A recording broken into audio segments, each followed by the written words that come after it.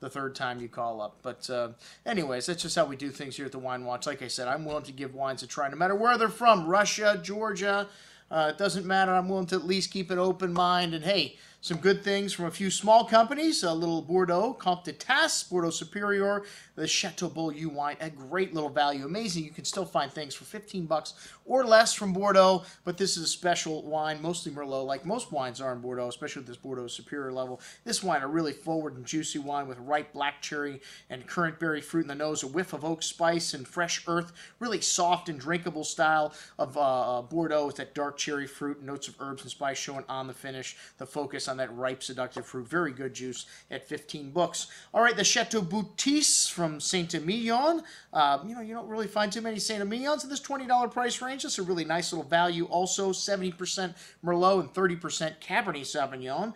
Some fine herbs and fresh earth on the nose, some light tobacco spice and lovely plummy fruit character. Some roasted coffee notes too as well. A nice amount of that dark plum and currant berry fruit on the tongue. Some fresh earth, a bit of coffee showing on the finish, nice spice and freshness.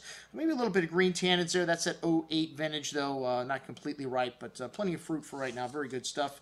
A couple of wines from Big Crush. Corte de la Rose Pinot Grigio de la Venezia, not a rosé, but that's just part of the name, the Rose. Bit of cocoa and whetstone, mineral kind of notes on the nose of that ripe melon and pear fruit. A light and easy drinking style of Pinot Grigio with some nice fruit on the mid palate. A nice quaffing wine, some minerality there, good for $13.25. And then Gerard Fiu, I think that's how that's pronounced.